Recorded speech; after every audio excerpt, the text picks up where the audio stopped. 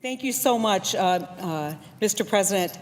From the start, let me say, Senator Boxer and I are not on the same side on the principal bill. I have long been one of the staunchest supporters of the Keystone XL pipeline bill. And a lot of what you've heard today is the consequences of aging infrastructure.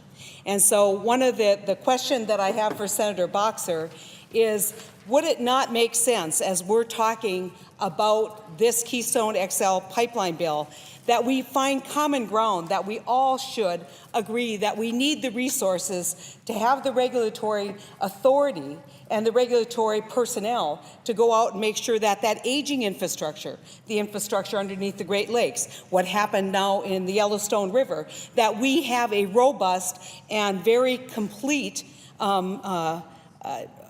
PHMSA organization that has the personnel to go out and follow the pipeline, test the pipeline, review the results. But even as important to me is that PHMSA's role in making sure that our transportation of oil on the railroad is actually adequate, that we have adequate regulation. And so one of my amendments, not pending but filed, is in fact an amendment that would address directly what I hope would be common ground for everyone here, which is making sure that we are in fact regulating interstate pipelines. But I would like to also talk about how we have all of the above policy that everybody talks about, but we somehow don't seem to get to that point. And so one of the amendments that I have at the desk that I would dearly love to call up and make sure that it gets a vote is an amendment that would provide long-term, not just 5 years, glide path for wind energy.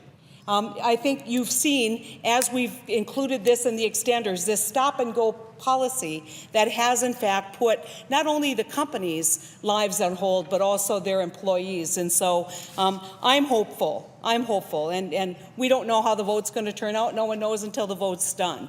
But I'm hopeful that we'll be able to come back and introduce so many of these amendments that my colleagues have advanced, some of which I agree with, some of which I don't. But that's the nature of the Senate, and that we actually get a vote, because I think, as I'm a believer that I have good ideas too, that my good ideas should have a debate here in the Senate. But wouldn't you agree that one common area that we all share is making sure that we have a robust regulatory environment to protect the waterways and to protect our farmers' soil from any leaks, and make sure that leaks, to the extent that they are preventable, are prevented?